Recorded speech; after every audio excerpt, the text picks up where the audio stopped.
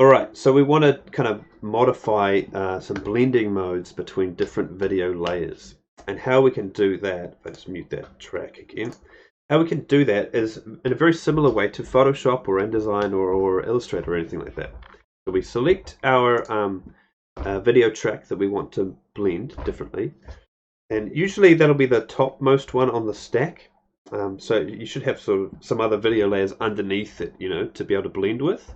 For example, if I tried to blend this one, it's not going to work because this clip here is on top of it. So it's going to obscure it entirely.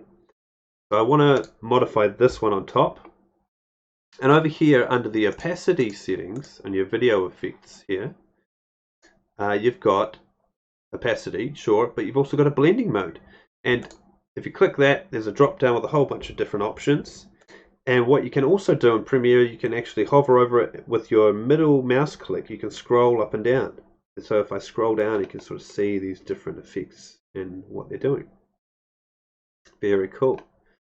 Oh, that's quite grainy, isn't it? Look at that. Dense. That's a cool looking one. Let's go with that.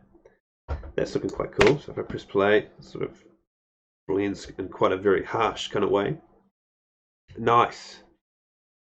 Great. Fantastic. And what I want to do, I think, is actually change it so when it transitions to that other, this one here with the guy, I want it to kind of change there a wee bit. About there. If I use my arrow keys again to go back, there we go, now it's right there. What I'm going to do is use a different blending mode, even though that looks kind of cool. Use a different blending mode on this part of the clip.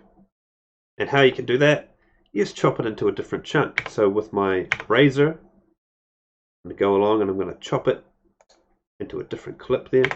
And now with this one selected, I can change the blending mode to something else. Like, I mean, these are quite cool, but they're kind of dense. I want it to kind of be an inverse one. I think something more like that. There we go.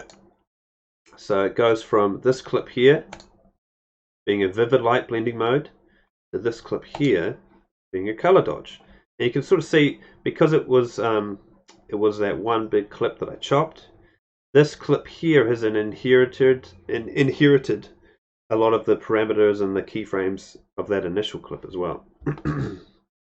Very cool. So if I press play now, it goes from that to that scene change. Nice. And you can sort of see here, maybe I want to kind of reframe this a wee bit. I'll have this actually position down a bit more. Oh, too low. Maybe something like that. Okay. Nice. Cool. Let's play it through.